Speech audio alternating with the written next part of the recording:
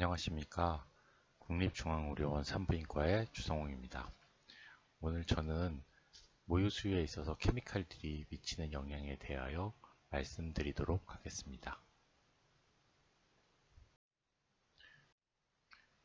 말씀드릴 내용은 모유와 분유, 그리고 소셜 드럭스, 방사선 조영제, 방사선 의약품이 미치는 영향에 대하여 말씀드리도록 하겠습니다. 첫 번째로 모유와 분유입니다. 먼저 모유에는 팻이나 카보하이드레이트, 프로테인의 적정 균형을 이루고 있고 영아의 뇌의 발달에 도움을 주는 롱체인 폴리언세츄레이티드 폴릭 애시드가 들어있습니다. 그래서 성장이나 면역이나 발달에 많은 도움을 줄 수 있습니다. 하지만 이런 모유에도 톡신이 들어있습니다. 이런 것들이 아이에게 어떤 영향을 미치는지에 대해서 오늘 말씀드리도록 하겠습니다. 분유는 독성 중금속이나 박테리아, 다른 환경 독성 물질, 그리고 살충제, 또한 소우유에 들어가 있는 보빈 그로스 호르몬이 포함되어 있습니다. 이런 것 또한 영향을 미칠 수밖에 없습니다. 엄마의 모유에는 엄마의 혈액 속에 들어있는 화학물질이나 톡신들, 기타 등등 모든 물질들이 녹아 들어가서 젖에 들어갈 수밖에 없습니다. 이런 화학물질들은 화학물질의 성질에 따라서 모유에 들어갈 수 있는 양이 다르게 됩니다. 엄마의 플라즈마에 많이 농축될수록, 그리고 몰레큘러 웨이트 자체가 낮을수록, 그리고 그 화학물질에 엄마의 피 속에서 프로테인 바인딩에 잘 붙지 않을수록 더 많은 양이 모유에 들어가게 됩니다. 앞으로 보여드릴 물질들의 성질을 저희가 밑에 것으로 표시해 드릴 텐데, 이런 성질에 따라서 모유에 얼마나 들어갈 수 있는지를 결정한다고 생각하시면 됩니다. 먼저 T2분의 1이라고 되어 있는 것은 그 물질 자체가 어른에서의 하프라이프라고 생각하시면 됩니다. 그러니까 몸에서 절반이 배출되는 데까지 걸리는 시간이라고 생각하시면 되고요. MP라고 되어 있는 것은 엄마의 플라즈마 분의 밀크에 들어가 있는 농도의 양이라고 생각하시면 됩니다. MP가 낮을수록 더 모유에 적게 들어간다고 생각하시면 되고요. Tmax는 엄마가 그 물질을 섭취했을 때 엄마의 플라즈마 농도가 최대치에 달할 때까지의 시간입니다. 이 시간을 알게 되면 먹은 후에 얼마나 농도가 제일 많이 올라가는 시간을 알고 그 시간을 피할 수 있을 수 있고요. PB라고 되어 있는 거는 이제 아까 말씀드린 엄마의 프로테인 바인딩에 얼마나 붙느냐, 이게 이제 퍼센트로 표시하는데, 만약에 100% 붙는다라고 하면 그거는 이제 모유에 들어갈 수 없는 물질이고요. 보통 90% 이상 붙는다라고 하면, 80%에서 90% 이상 붙는다고 하면 상당히 안전한 물질이라고 생각하시면 됩니다. 오랄은 아이가 그 물질을 섭취했을 때, 그 모유를 섭취했을 때 그 섭취된 양에서부터 얼마나 또 자기 몸으로 받아들일 수 있느냐, 오랄 바이오 어빌리티라고 생각하시면 되는데요. 이거는 퍼센트로 표시되는 경우도 있지만 대부분 흡수가 잘 된다, 아니면 로우다, 거의 되지 않는다, 뭐 이렇게 표시하고 있습니다. 거의 섭취가 되지 않는다고 하면 모유 속에 들어있다고 하더라도 아이가 그걸 몸으로 이제 받아들이지 않기 때문에 낮을수록 모유에서의 문제점은 일으키진 않을 거고요. VD는 볼륨 오브 디스트리뷰션인데, 이거는 이제 엄마 그 화학물질이 엄마의 몸에서 얼마나 디스트리뷰션이 되는가입니다. 만약에 많이 디스트리뷰션이 된다고 하면 그만큼 배출되는 시간이 많이 걸리기 때문에 농축되는 양도 많아질 거고, 그리고 몸에 남아있는 기간이 길어진다고 생각하시면 됩니다. MW라고 되어 있는 건 몰레큘러 웨이트고요. 아까 말씀드린 대로 800 이하 정도의 작은 몰레큘러 웨이트를 가지고 있으면 모유에 잘 들어가게 됩니다. RID는 Relative Infant Dose라고 해서 어른과 비교했을 때 그런 상대적인 양이 어느 정도 되는지를 표시해 드릴 겁니다. 먼저 소셜 드럭입니다. 우리가 자주 마주하는 술, 담배, 카페인에 대하여 말씀드리도록 하겠습니다. 술은 알코올 자체가 하프라이프가 0.2시간 정도 되고 Tmax는 60분 정도가 됩니다. MP가 1이라고 뜻하는 것은 엄마의 플라즈마의 농도와 모유에 들어가는 농도가 똑같다는 거고요. PB는 0%입니다. 프로테인 바인딩이 되지 않기 때문에 엄마에 있는 플라즈마에 있는 농도가 그대로 모유에 들어간다고 생각하시면 됩니다. 오랄 100%로 아이가 모유를 흡수했을 때 100%다 흡수하게 되고요. VD는 0.53으로 낮습니다. 그래서 이 알코올은 빨리 흡수되고 빨리 배출되는 경향이 있고, 그리고 몰레큘러 웨이트가 낮기 때문에 바로 모유에, 수동적 확산에서 빠르게 모유에 들어가고, 대신에 이제 시간이 빠르게 체내에서 나가게 됩니다.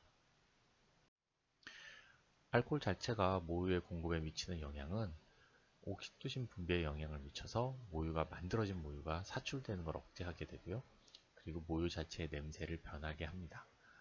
만약에 20g 이상 마시는 경우는 세데이션을 유발하고, 그리고 아이의 원하는 거, 예를 들어 배가 고프다던가 이런 거에 대해서 반응을 할 수 없게 만듭니다. 또한 특히 음주 후에 베드 쉐어링을 하는 것 자체는 상당히 위험하게 알려져 있습니다. 알코올 자체가 영양에게 미치는 영향은 아이가 졸리고 잘 먹지 않게 되고, 특히 4시간 후에는 더 웨이크풀하고, 수면장애로 아이가 불안정하게 되고, 또한 이게 만성적으로 되게 되면 아이 자체의 성장이나 그 뉴럴로직한 디벨롭먼트 자체에 나쁜 영향을 미치게 됩니다. 다음 보여드리는 표는 음주 후 모유에서 알코올이 완전히 제거되는 시간입니다. 왼쪽에 산모 체중은 산모의 몸무게고요. 그 다음에 오른쪽으로 쭉 있는 1, 2, 3, 4는 이제 1은 맥주 한 잔, 맥주도 한 잔, 아니면 와인은 와인잔으로 한 잔, 위스키도 위스키잔으로 한 잔. 알코올이 비슷한 양이 들어갈 때를 얘기하는 거고, 둘은 2잔, 3잔 이렇게 표시해 드린다고 생각하시면 됩니다. 보는 방법은 예를 들어 산모가 55kg다. 55kg에 맥주를 한 잔 마셨다. 그러면 2시간 30분 후에 모유에서 알코올이 나오지 않는다는 겁니다. 2잔을 마셨으면 5시간. 이게 이제 계산이 되어 있는 거고요. 몸무게에 따라 다르긴 하지만 대부분의 경우 맥주를 한 잔을 마셨거나 아니면 와인을 한 잔을 마셨거나 위스키를 한 잔을 마셨다고 하면 2~3시간 후에는 모유에서 알코올이 나오지 않는다고 알려드리면 됩니다. 이건 이제 환자분들한테 설명을 하거나 할 때 쓰시면 좋은 표라서 보여드렸습니다. 두 번째로 흡연입니다. 가임 여성의 약 20% 정도는 흡연을 하고 있습니다. 또한 임신 중에 금연을 했다 하더라도 출산 후에 다시 흡연을 하는 경우가 상당히 많습니다. 니코틴은 모유에 잘 들어가게 되는데, 특히 엄마의 시럼에 있는 양의 약 3배 정도가 모유에 농축되게 됩니다. 영화는 또한 간접 흡연에 의해서 그 외에 다른 케미칼들의 영향을 받습니다. 흡연 자체는 모유 공급에 미치는 영향을 보면 젖 생산을 감소하게 됩니다. 그래서 3개월 이상 모유 수유를 하게 하는 비율을 낮추게 되고요. 흡연 자체가 영아에게 미치는 영향을 보면 성장이 느려지고, 그리고 이리터블한 비헤이비어를 갖게 되고, 서든 인펀트 데스 신드롬의 위험률을 증가시킵니다. 그 외에도 롱텀하게 그 아이가 성인 당뇨병이 증가되고 훗날 흡연자가 될 가능성이 증가됩니다. 또한 높은 호흡기 감염을 갖게 되고 영아선통의 기여인자입니다. 발암물질에 노출도 되게 되고 간접 흡연에 의해서 그 외에 다른 많은 영향을 받게 됩니다. 모유 수유를 하시는 분 중 흡연을 하시는 분이 있다고 하면 그분에게 흡연이 아이에게 미치는 영향에 대해서 설명을 잘 해드려야 하고, 그리고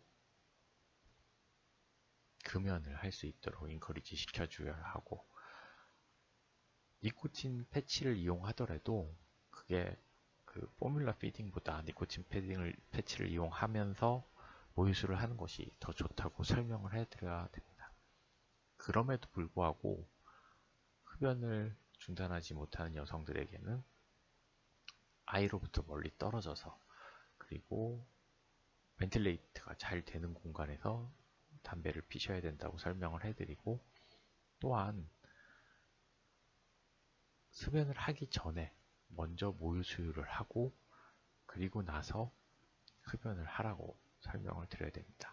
그렇게 함으로써 모유에 들어가 있는 니코틴 해변을 줄여줄 수 있고, 그 시간, 다음번 피딩까지 시간이 있기 때문에 줄여줄 수 있는 방법이라고 설명해 드려야 합니다. 세 번째로 카페인입니다. 커피, 주로 커피에 의해서 이제 들어오는 카페인인데, 카페인은 자연산 CNS 스티뮬런트입니다. 나이에 따라 이 배출되는 하프라이프가 다른데, 보통 어른들은 5시간 정도면 하프라이프라고 생각하는데, 네오네이트에서는 약 5일 정도 상당히 오랫동안 남아있게 되고요.